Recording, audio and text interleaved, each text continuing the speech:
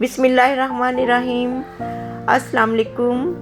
मैं वेलकम करती हूँ आपको अपने चैनल में। तो आज मैं अपने किचन में आपके लिए बहुत ही मज़ेदार सी रेसिपी बना रही हूँ। बहुत ही लजीज कढ़ाई बन रही है, वो है चिकन टिक्का कढ़ाई।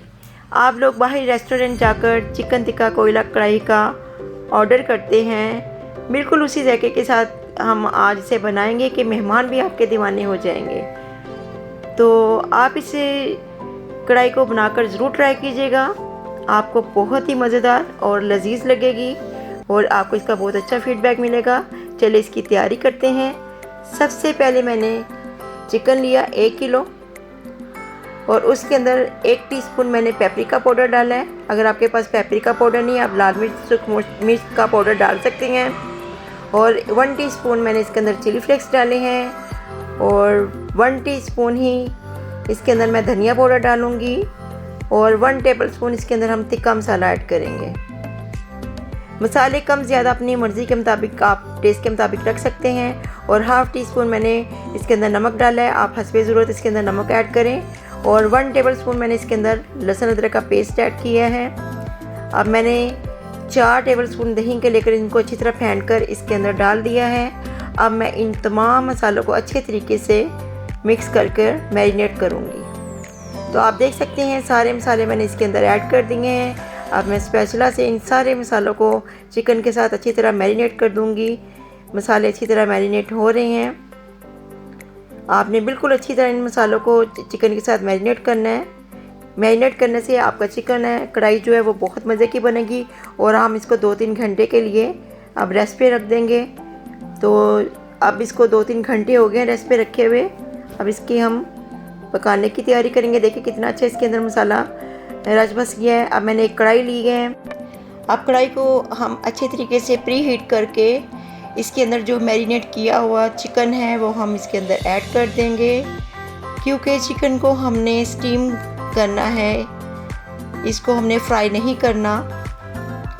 तो अब मैं इसको ढक कर रख दूँगी ताकि चिकन के अंदर जो पानी है दही का और चिकन का वो अच्छे तरीके से उसके अंदर चिकन गल जाए और फिर उसको स्टीम अच्छे तरीके से आ जाए।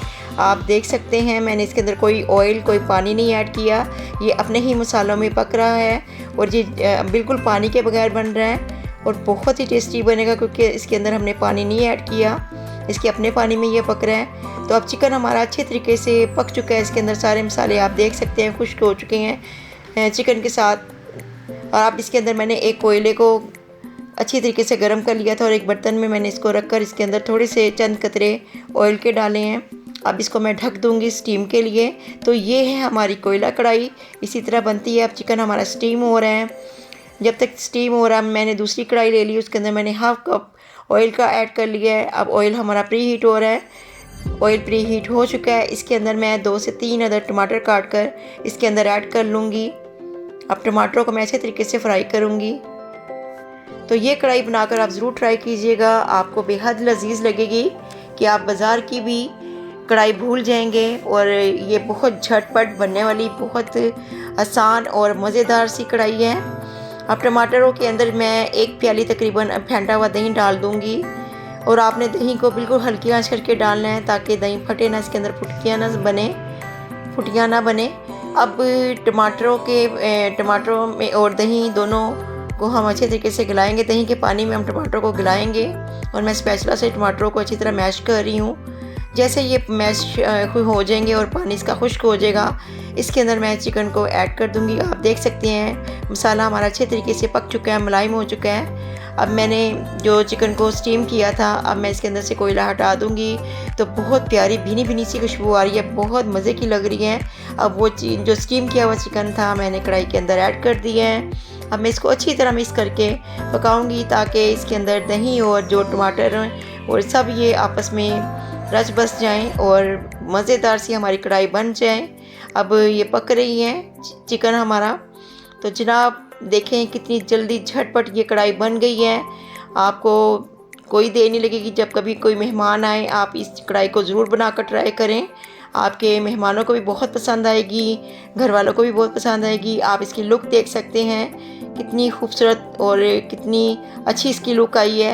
ये जितनी देखने में अच्छी ये लग रही है, इससे ज़्यादा ये मज़े की खाने में लगेगी। आप इसको नान के साथ, पराठे के साथ, सादी रोटी के साथ, जिसके साथ भी खाएंगे आपको इसका जायका बेहतरीन लगेगा। और ये एक लाजवाब रेसिपी है, आप इसको ज़रूर बनाकर ट्राई कीजिएगा। ये बहुत ही लजीज बनती हैं। तो मुझे ज़रूर इसका फ़ीडबैक आप कमेंट बॉक्स में दीजिएगा। प्लीज़ जो न्यू है मेरे चैनल को सब्सक्राइब करें, लाइक करें, शेयर करें और बेल आइकन को प्रेस करना मत भूलिए, ताकि आपको मेरी नई नई रेसिपियाँ मिलती रहें। तो इंशाल्लाह ताला बहुत जल्द मैं आपके साथ नई रेसिपी के साथ हाज़िर होंगी। मुझे इजाज़त दें, अपनी दुआ में याद रखिएगा, अपना बहुत सारा ख्याल रखिएगा। अल्लाह हाफिज़। अस्सलाम वालेकुम व रहमतुल्लाहि व बरकातुहू।